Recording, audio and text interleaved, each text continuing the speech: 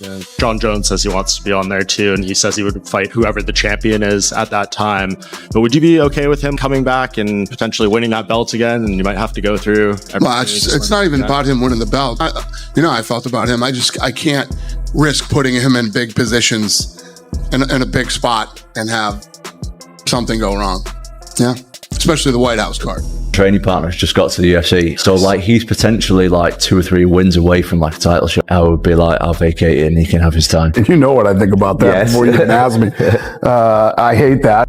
Tom didn't want to continue in the fight. Tom didn't want to continue in the fight. I mean, could you imagine if you're Tom Aspinall listening to The MMA world is buzzing as reports claim Dana White has finally snapped after both Jon Jones and Tom Aspinall began revealing uncomfortable truths about the UFC. For years, fans have accused Dana of showing favoritism toward Jones, standing by him despite failed drug tests, arrests, and multiple controversies. But now the tone has shifted. Dana appears to have turned against Jones, publicly stating that he no longer trusts him to headline what's being called the biggest event in UFC history, the White House card. An American legend on home soil, yet Dana is refusing to let him take center stage. Well, it's not even about him winning the belt. I mean, I felt about him. I can't risk putting him in big positions in a big spot and have something go wrong. Fair enough. Yeah, especially the White House card. There's a lot of rumors out there. Let's dispel a couple of them. First and foremost, are you retired? I am not retired. I'm actively training 5 days a week, and I'm in the UFC's drug testing pool. Great. And what's the status of the fight at the White House? I don't really know. It's kind of out of my control right now. I'm training for the event. I'll be ready for the event. That's my goal. That's my intention. But ultimately, it's up to the boss. Something doesn't seem to add up.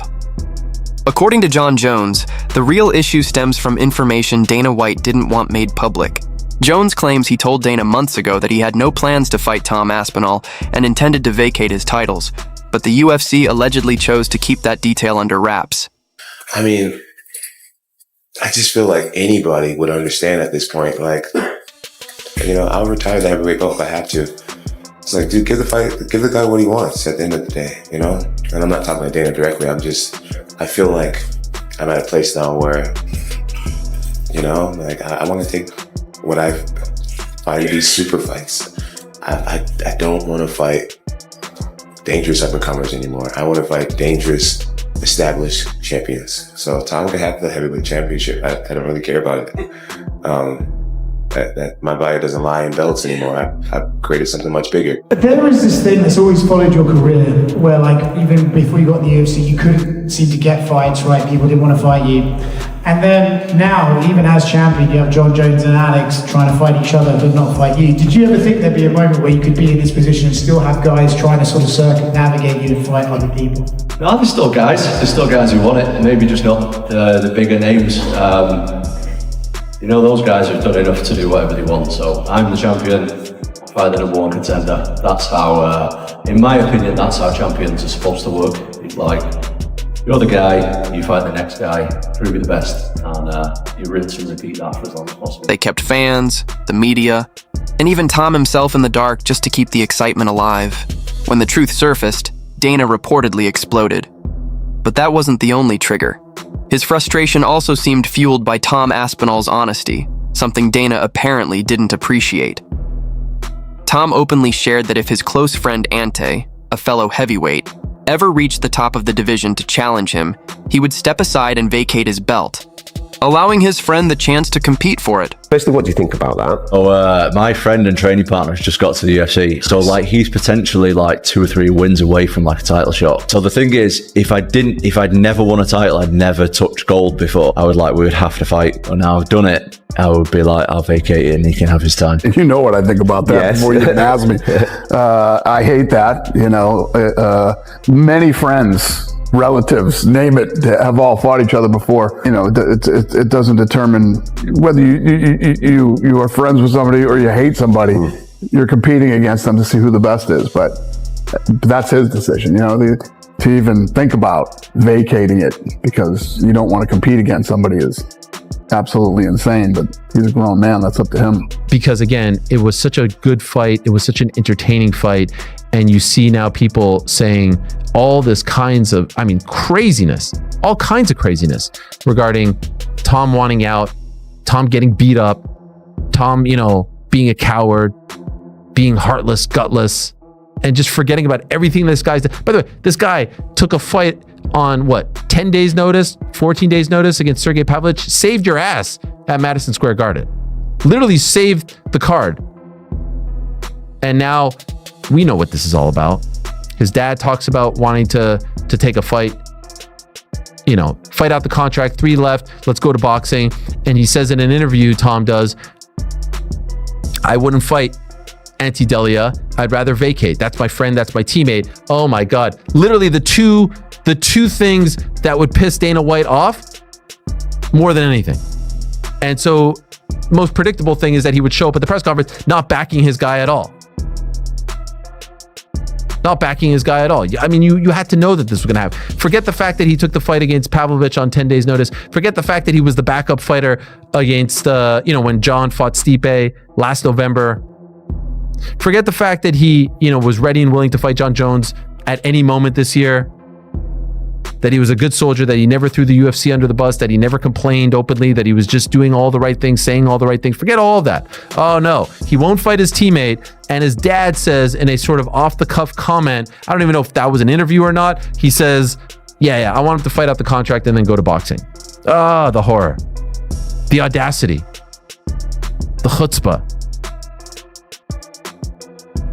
And so, like I said, the UFC is going to be able to rebook this fight. It's going to be huge. It was one of the most humble and respectful statements a fighter has ever made, yet Dana reportedly couldn't stand it.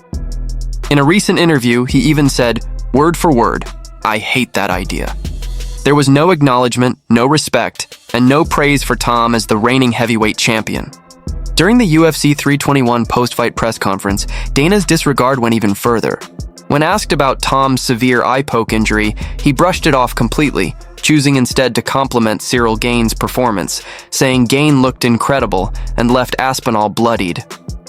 He made no mention of the brutal double eye poke, the hospital visit, or the fact that Tom struggled to see for days afterward. Even Tom's father, Andy Aspinall, confirmed that his son's eye remained gray and was still healing slowly. It was really bad how it looks. And he said, you can't train your eyeball to be stronger. It is what it is. There's protection here and here, but he obviously got no protection because the fingers were straight in. The fight should have been stopped. He couldn't see. It was a foul. He couldn't see. Then you can't fight. If he'd have got knocked out with a head kick next, then it would have been worse. I don't know. And then he said, sometimes when your eyes here like that, it can become displaced and stay there. And they did a few tests on that and they said it doesn't seem like that. And his vision on the eye that's the best eye. And laid there on his back until Jon submitted him. Against the cage, Gane was sat there, not moving, not bucking, not shifting or fighting hands, sitting there like this until Jon locked up the guillotine on him. I'm very aware of what happened in that fight. And do I wish Tom would have finished him earlier? I do, without resistance. That was the ideal circumstance for Tom Aspinall, was to finish Cyril Gane with no resistance in the first round. I think we see an overconfident Gane in the rematch, and I think Tom smokes him. But Tom was raging. So there's an emotional aspect to this rematch now that I'm worried about, because I've been looking for Bully Tom to make an appearance for a very long time, you guys. For a very long time, I've been waiting for Bully Tom to make an appearance. And he made the appearance on, what the fuck are you guys booing me for? He genuinely made an appearance in the post-fight speech. The fuck are you guys booing me for? I got fucking double eye poked. A double eye poke landed. Insane. Crazy. Horrible result for the main event. Worst case scenario. All things come together. It's weird how MMA works, is it not? Dirtiest fighter on the heavyweight roster, Cyril Gane, constantly cheats every single fight. He's a dirty little French cunt. Jon Jones is the nemesis of Tom Aspinall. They've done that on the UFC broadcast, by the way, and humiliated Cyril Gane for what he was fucking doing. That doesn't happen by accident. And you can hear Aspinall's team, what the fuck is this? A double poke? I just think Cyril Gane's a dirty fucking cheat. I'm disgusted in that, like. I'm fucking disgusted. Because you can fucking take someone's eyesight for life doing that shit. All because the pressure's getting you and you're feeling the hate. What the fuck are you doing in there then? There should be a fine and a suspension for that level of shit, in my opinion. Because if you're going to fight like that, you're going to fucking blind people. But let's take a look at what Dana White had to say. Damon and Mike Heck were having a conversation, and I read the transcript, and Mike Heck was very hard on Chael. Now, Mike gets a pass because Mike always backs Chael. So the fact that Mike was saying, hey, Chael, you got this right, it kind of made me listen. I kind of pay a little bit more attention because I know how supportive he has been. And Tom's stock going down. Let's take a look at that. So let me give you some numbers, okay? Numbers don't lie. My partner's DraftKings had Tom at one point, and it was, you'd have to check the chart, it was a spike in the graph, but they had him on fight day a 3.5 to 1 favorite. It did not close at that. But Tom actually went up, became a larger favorite after the face-offs at the weigh-in. Okay. When the fight goes off, he was actually inside of 3 to 1. But let's just call it 3 to 1. When my partners at DraftKings come out with a new line for the fight that is eventually going to take place, it's going to be close. There will be times, I mean, if they were to do it today, and money starts coming in, they take action, that Surreal could be the favorite. Try to imagine that. So when we talk about Tom's stock dropping, that's a very tough claim. I mean, on those hands, a guy that was a 3.5 to 1 favorite that is now the underdog, you'd think that his stock dropped. But the anticipation to see Tom versus Surreal was very small, guys. That pay-per-view did not do. Dana remained silent. No message, no statement, no sign of concern. It's becoming clear that he's no longer focused on protecting fighters, but on protecting himself. Both Tom and Jon have pulled back the curtain on how the UFC shapes narratives, conceals information, and neglects the very champions that built its reputation. Tom waited over a year for his next fight due to organizational delays, only to end up humiliated, labeled a quitter by his own boss after suffering a legitimate medical emergency. Now fans are recognizing the pattern. It's the same treatment that pushed Francis Ngannou to walk away from Dana White and the UFC entirely. And if things continue this way, Tom Aspinall might not be far behind. So they've announced this White House UFC fight. Can we expect to see you on the card? Yeah, I can't promise anyone anything, but I have very strong feelings that I'll be on that part. It's going to be historic. But who would you take on? Who would be your dream opponent? I would want to take on whoever's holding the belt at the end of the year. Any possible names you think? Well, no, I mean, as of right now, the champion is Tom Aspinall, but we'll see who's the champion at the end of the year. Be only fitting to have an American guy fight for the championship that night. I'd be willing to put it all on the line. Nice. What is he doing? The left one was really deep. The left one was really deep. Sorry. Yeah, sorry. Got one for it. Yeah, twice before he got one for it. Mike Bisping, he lost his eye. It's just a horrendous thing to think as a parent, really. And I know what it's like these days with people saying what they want, but if it's just your son and they could lose an eye and their health and they've got children to look after, you know, something needs doing about it. Yeah, it's horrendous for me to look. And laid there on his back until Jon submitted him. Against the cage, Gon was sat there, not moving, not bucking, not shifting or fighting hands, sitting there like this until Jon locked up the guillotine on him. I'm very aware of what happened in that fight. And do I wish Tom would have finished him earlier? I do, without resistance. That was the ideal circumstance for Tom Aspinall, was to finish Cyril Gane with no resistance in the first round. I think we see an overconfident Gane in the rematch, and I think Tom smokes him, but Tom was raging. So there's an emotional aspect to this rematch now that I'm worried about, because I've been looking for Bully Tom to make an appearance for a very long time, you guys. For a very long time, I've been waiting for Bully Tom to make an appearance. And, he made the appearance on, what the fuck you guys booing me for? He genuinely made an appearance in the post-fight speech. The fuck you guys booing me for? I got fucking double eye poked. A double eye poke landed. Insane. Crazy. Horrible result for the main event. Worst case scenario. All things come together. It's weird how MMA works, is it not? Dirtiest fighter on the heavyweight roster, Cyril Gane, constantly cheats every single fight. He's a dirty little French cunt. Jon Jones is the nemesis of Tom Aspinall. I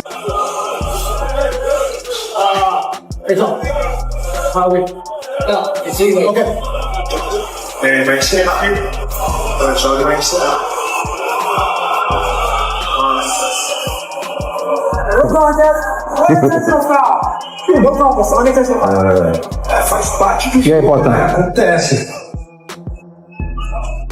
Well, first of all, thank you so much for stopping by.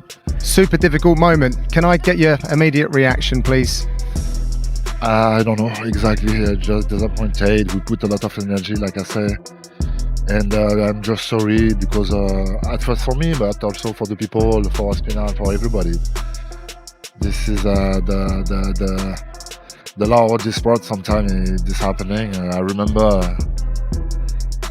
this happening also for myself. It's like that. It's like that. For people that didn't see the build-up to this fight, all the programs, etc., can you just let people know the kind of investment and the commitment you made to preparing for this fight? Yeah, that's why I'm a little bit disappointed because of the energy, the sacrifice, all of this, and unfortunately, this happening. If there are not issue, he win or I win, like okay, this is but like that, no, I'm not happy about this. You did have 3 minutes or so in the octagon with Tom Aspinall, caused some damage. You know, from your thoughts, you've been in there, you felt him a little bit. Like, what did you learn? It was beautiful. It was a beautiful fight. This is exactly what I expected from Tom. Exactly what I expected for myself. Also, we did very well. I think I'm gonna watch that. But yeah.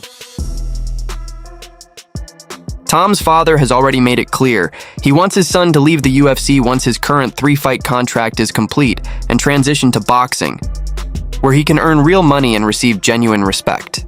Tom himself has said he plans to fight 3 more times, most likely against Volkov, Almeida, and whoever holds the belt next, before walking away. The message is becoming hard to ignore. The UFC is showing cracks from within, and its problems are starting to spill into the open. I just walked out of watching this fight. I'm out here on campus. ESPN is right out my window if you find that interesting. All right. I share that with you because I'm mad. I'm mad.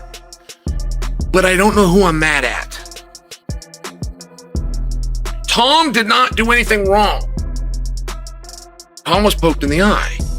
As a matter of fact, he was poked in both eyes. Now, I don't believe Surreal did that on purpose.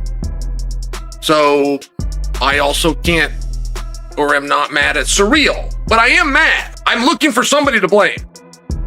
But I don't quite know who to blame. Now, before we get to that, okay, there was a pretty interesting fight going on. The story going into this fight is Tom has the power to just go knock him out. We're not saying Tom's a better kickboxer. We get that Surreal did that for many years of his life. We get that Surreal had over 30 professional kickboxing bouts. But Tom, a little younger, a little bigger, shown to have a little bit better power, if you just want to look at results, and has the ability to knock him out. However, if Tom tests that and doesn't knock him out, he'll just take him down and beat him up. Yeah, I don't really like the notion of that either. It didn't look like he won and then he's getting a title shot. I think people are a little bit sour about that. I just want to fight. I want to be as active as possible. I want to fight as much as frequently as I possibly can. Yeah, I just want to get back to what I do. Jon Jones and Tom Aspinall have pulled back the curtain on what many believe to be a system built on favoritism, control and disregard for its own athletes. Dana White's temper seems to have reached its limit, and for the first time, the cracks in the UFC's empire are beginning to show.